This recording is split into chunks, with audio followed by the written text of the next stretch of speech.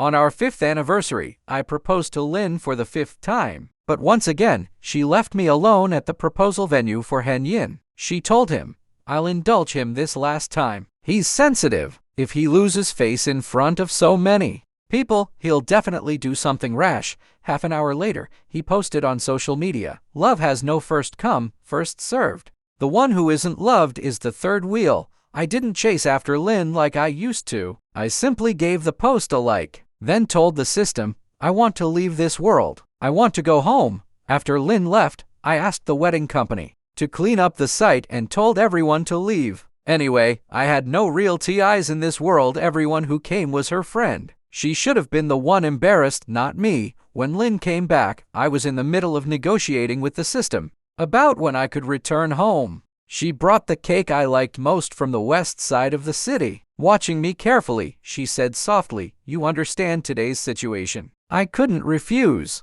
"But I promise, this really is the last time. It won't happen again." I understood. She was scared that Hen Yin might do something reckless if embarrassed in public. But the fact that she had the heart to leave me at the proposal venue, in front of everyone, that irony stung more than anything. I had been with her for 5 years. We bought a house. We bought a car. We were on the verge of marriage. And yet, time and again, she chose Hen Yin. She made me the subject of mockery among her friends, all because Hen Yin had chased her for 3 years and she felt she owed him. When Lynn first started working at the hospital, she helped him once unintentionally. But he fell for her instantly. He began sending her fruit and coffee daily, even though he knew she already had a boyfriend. And he still confessed boldly. At first, Lynn disliked him, even loathed him. But now, when she mentioned him, there was always this helpless little smile on her face. Lynn gently fed me a bite of the cake, coaxing me like a child. I opened my mouth and ate it calmly. "I'm not angry," I said. Hearing that, Lynn froze. She didn't seem to know what to say, but my mind was elsewhere. I was already thinking about how to negotiate with the system again. I didn't want to stay in this world even one more month. I wanted to go home. I wanted to eat spicy hot pot from that shop at the end of the alley. My name is Lug Gainen. I'm a strategist. The first time I met Lynn, she felt like a little son. She was the top science student in the college entrance exam and got into University. Beautiful, brilliant, admired by everyone. So, when the system told me she was my target, I was at a complete loss. It felt like trying to grasp a star in the sky, but I knew if I succeeded in the strategy, I could return to my original world and wake up healthy. So, I gave it my all. The identity the system gave me was her classmate from another major. I joined her street dance club. I took extra lessons. I participated in every club activity just to get her to notice me. Even when the club president praised my rapid improvement, Lynn never looked at me more than once. Later, during a rural outreach activity organized by her medical school, I volunteered. That day, Lynn and another classmate were going to treat an elderly woman at the top of a mountain. On the way up, Lynn slipped and fell off a cliff. I tried to grab her and ended up falling too. As we rolled down, a sharp rock was about to strike her head. Without thinking, I threw my body in the way and took the hit to my stomach. As pain surged through me, I thought, maybe this was it. Maybe I'd return to my world still a vegetable, but at least I saved her. Lynn held me tightly as we waited for help, trembling. "Why are you so silly? You risked your life," she said. I smiled weakly. "Because I fell in love with you." At first sight, she was stunned silent. Then she told me to hang on. At the hospital, she took care of me day and night until I was discharged. We were just friends for 3 years. Then everything changed. In our senior year, her parents died in a car accident. Their family business teetered on the edge of bankruptcy. She planned to drop out of school to manage the company. When she came to withdraw, I stopped her. "Are you really willing to give up?" Lynn gave a bitter smile. "No, but I can't let my parents' efforts go to waste. If you trust me, leave the company to me. You focus on becoming a doctor. I'm studying management. Treat it as my internship." She stared at me for a few seconds, then suddenly hugged me tight, crying on my shoulder. During her hardest time, I balanced school and managing her company. Maybe the system bugged because I turned out to be good at business. She started calling me Gainen, then Nan. The day she received her medical license, the system informed me her love for me had reached 100%. Did I want to leave this world? I hesitated, because somewhere along the way, I had truly fallen in love. As I wrestled with the decision, she stood beneath the fireworks. Her eyes reflected the sparks above. "Let's be together forever," she said. Her eyes were full of love. That seed that had been buried in my heart long ago finally blossomed. So I stayed for her, but everything changed after the first proposal. Hen Yin knocked over the photo wall I had spent 3 days building. I was furious, but before I could even react, he stormed off like he was the victim. Lynn blamed me. She chased after him. The second time, he showed up drunk, crying, hugging Lynn. She sent him home. Third time. Fourth time. Each proposal ended with Hen Yin pulling some stunt to take her away. Then came the fifth proposal. Hen Yin knelt in front of her with a handmade ring. "Lynn, I've chased you for 4 years. If I fail this time, I'll disappear." Lynn hesitated. She looked at me. Guilt and conflict flashed in her eyes. Then, softly, "I'm sorry. I want to be with Hen Yin one last time. He's so awkward. Rejection in front of so many people would be humiliating." It was the 5th time I proposed, and again, she left me. She said, "I'll indulge him one last time. He's sensitive. If he loses face, he might do something rash." Then came his post, "Love has no first come, first served. The one who isn't loved is the third wheel." I didn't go after Lynn. I just liked the post. Then I told the system again, "I want to leave this world." Everyone at the proposal venue was her friend. She should have been the one embarrassed, not me. Lynn returned later with my favorite cake. She studied my face as I ate it. "I won't let this happen again," she promised. I replied, "I'm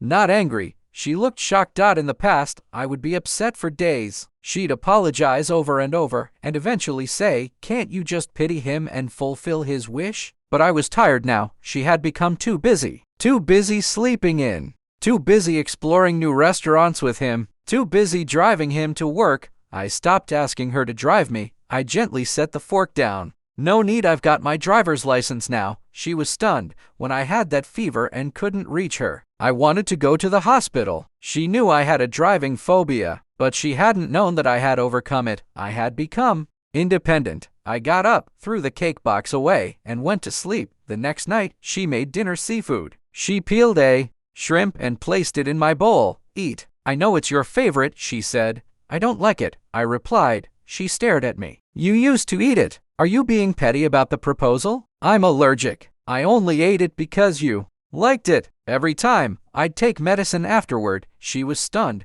remembering all those times I peeled shrimp for her. "I'm sorry. I didn't know. I was afraid you were angry." "I know you're just friends with him." I stood up, made myself egg fried rice, and sat down to eat. She watched me, confused. "It's good that you understand the principle," I said.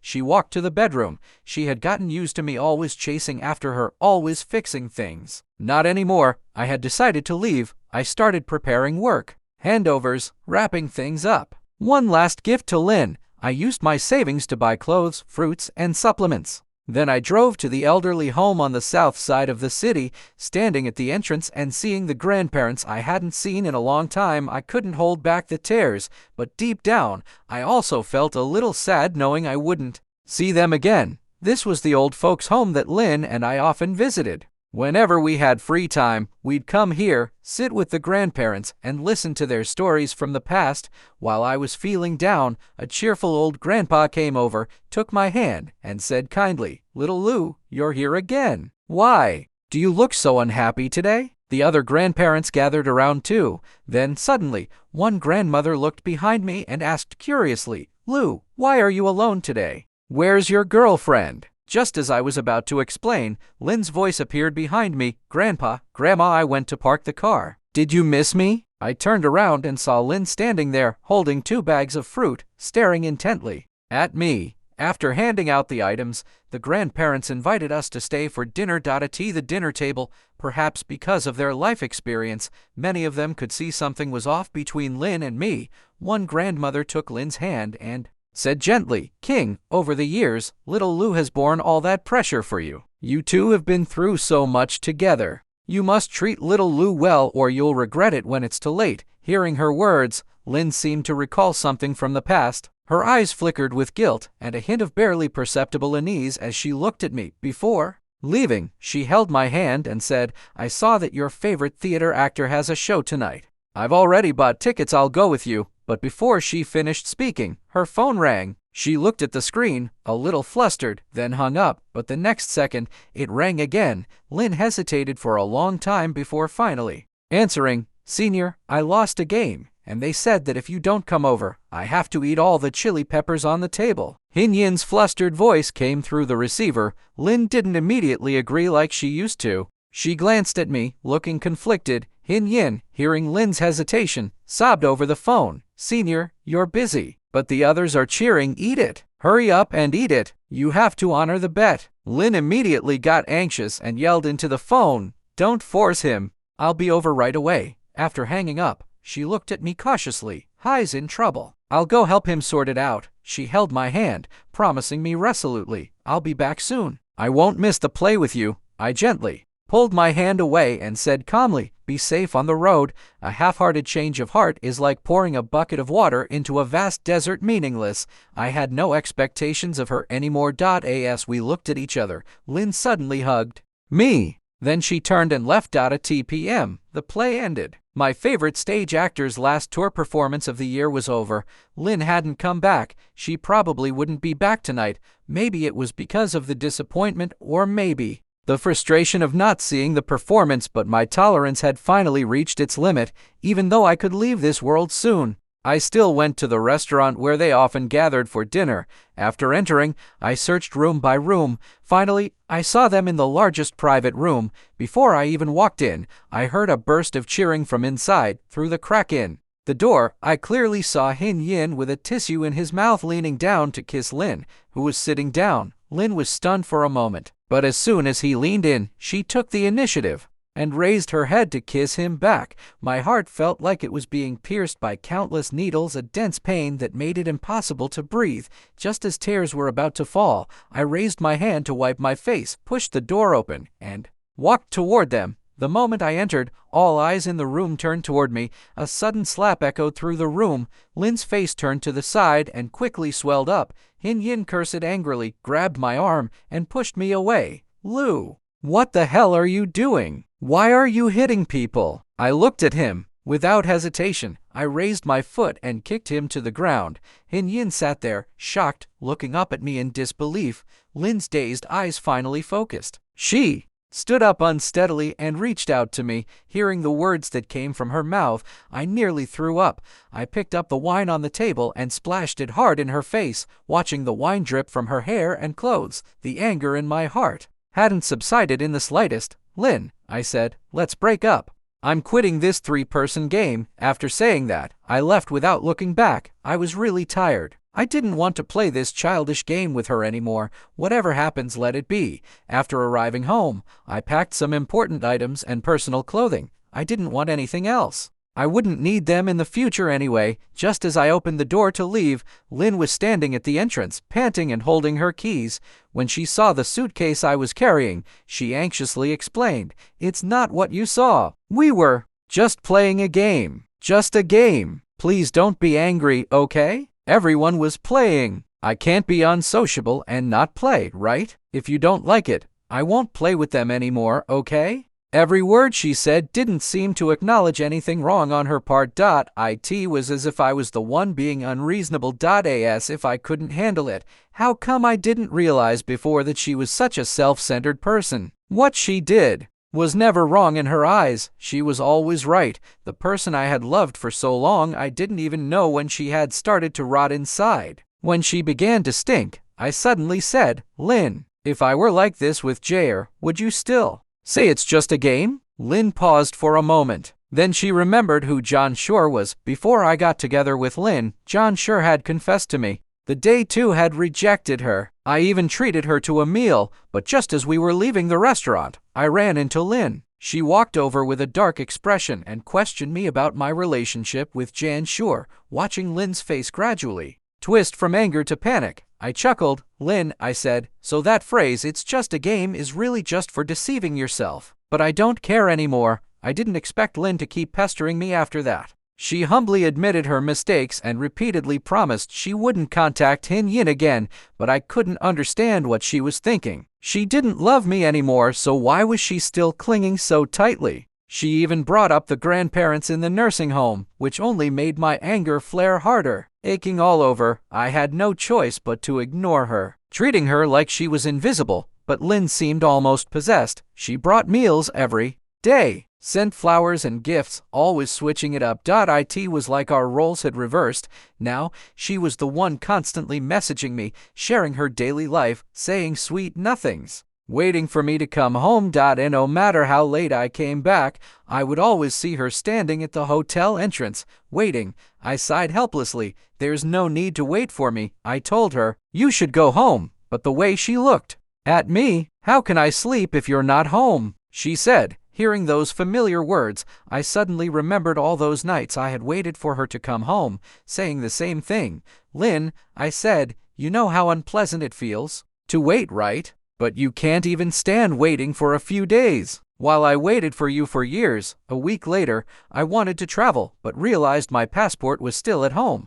I had no choice but to go back and get it. Just as I finished retrieving my passport and was about to leave, Lynn returned. Seeing me there, she thought I wasn't angry anymore. She reached out to hug me, standing on tiptoes to kiss me. I pushed her away and quickly stepped back. She lost her balance and fell to the ground. Lynn finally exploded in anger. Have you made enough of a fuss? I really don't understand. Nothing happened between me and Hen Yin. So why do you have to break up with me? I already apologized to you, humbly, and promised there wouldn't be a next time. What more do you want? The look in her eyes was full of accusation. She had always thought I was just being unreasonable. In her mind, as long as she didn't sleep with Hen Yin, it didn't count as cheating. I found that a bit ridiculous, and I actually laughed. Seeing I wasn't speaking, she approached me again and said softly, "Okay then, let's not fight anymore. You said you don't like the Cold War. Let's make up."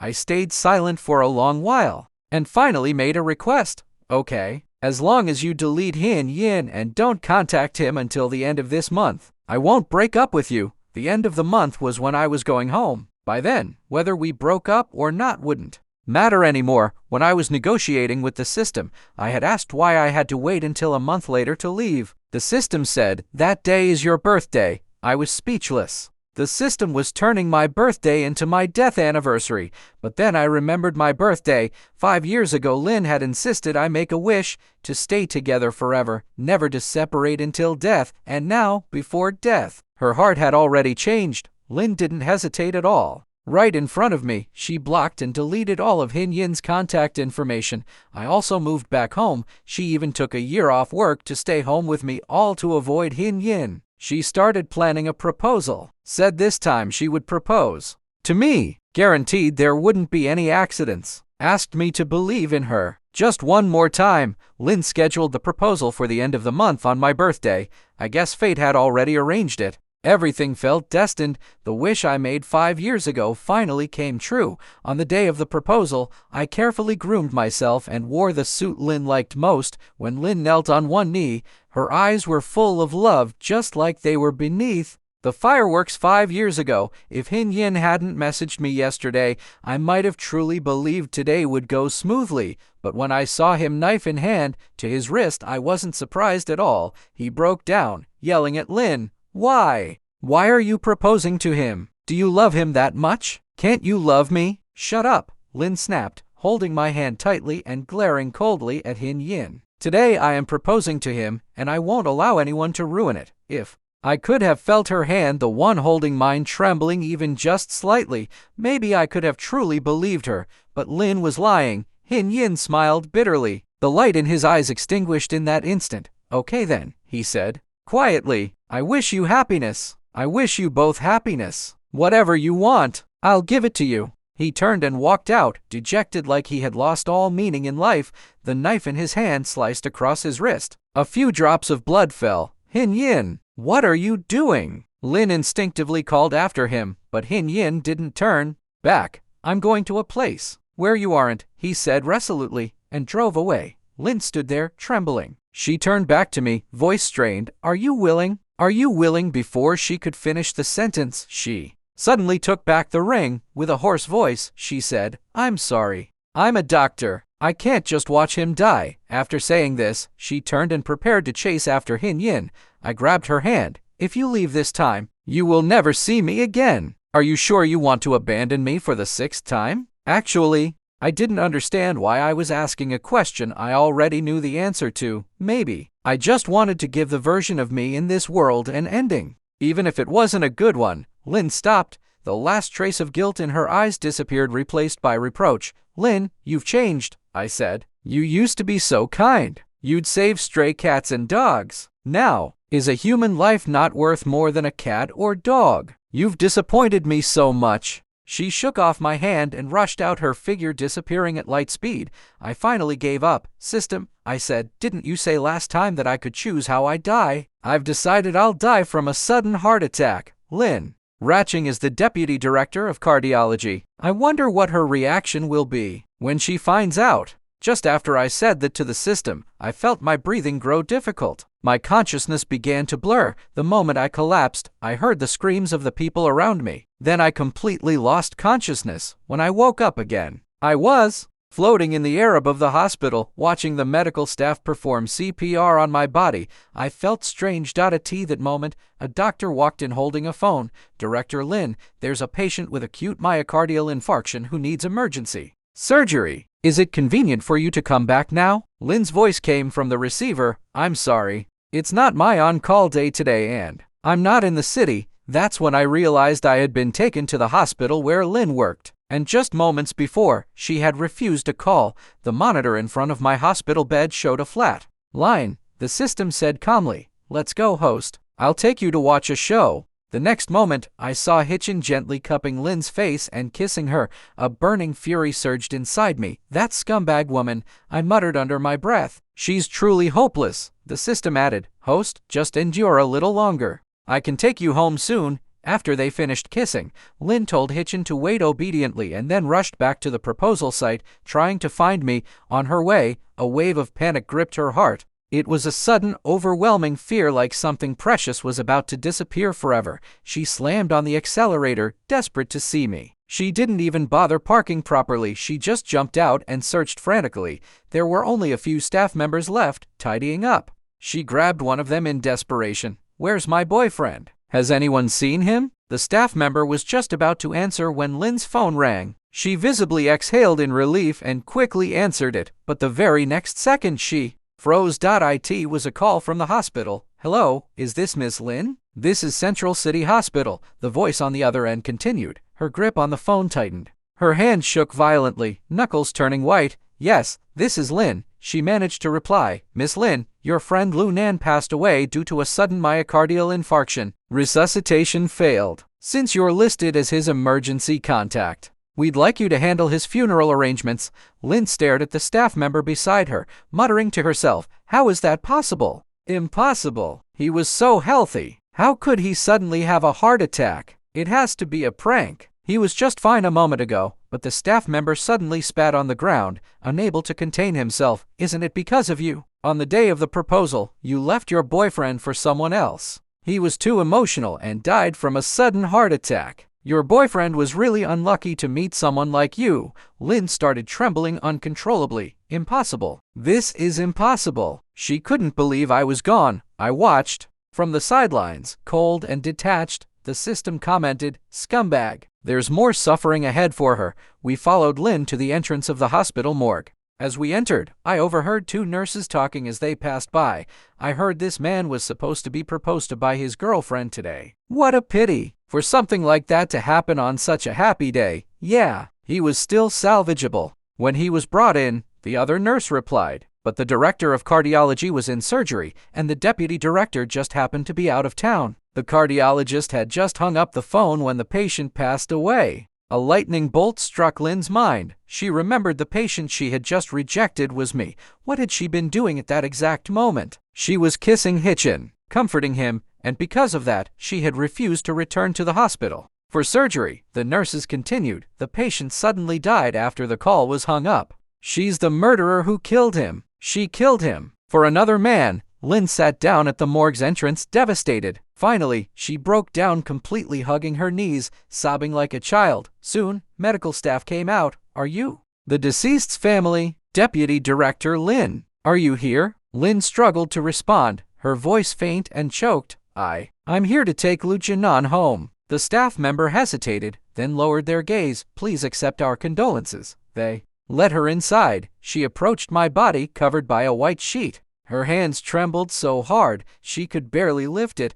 Only when her nails dug into her palms, drawing blood, was she able to steady her wrist and pull the sheet back. The moment she saw my face, her tears burst forth uncontrollably. She cried out my name, voice hoarse and broken. Wake up. Aren't you afraid of the cold? Let's go home, okay? Get up. Let's go home. Don't ignore me. You said we'd never be apart. Through life, old age, sickness, and death. You said we'd always be together. You can't leave me now. She wept bitterly, so painfully, like a child begging for forgiveness after making the biggest mistake of their life. Each tear that fell onto my face only made me feel a deeper disgust. I turned to the system. Do you think she has some kind of multiple personality disorder? The system answered, it does seem like it. It's an illness. It needs to be treated. I hugged my arms and sighed. When can I finally escape this world? The system gently replied, soon, host. Soon. You'll be able to go back. The day came when she collected my ashes. It started raining. She hugged the urn and wept in the rain. I love you. I'm sorry. It's all my fault. I love you. Please come back. I can't live without you. I covered my ears and ran straight into the portal the system had opened for me. The system said, goodbye, host. I wish you peace and prosperity. I really liked the gift, the lottery ticket. I looked down at the ticket and smiled. With that money, all the suffering I had endured suddenly felt insignificant. The system added, by the way, Lynn committed suicide holding your urn. I stopped the system immediately. I don't want to hear about her, whether she lives or dies. It has nothing to do with me. The system chuckled. Okay, host, this is really goodbye. Wishing you peace and prosperity. I looked down at the lottery ticket in my hand, and in that moment I felt content, money, and good health. What more could I ask for? Life was finally looking up. Good days were ahead.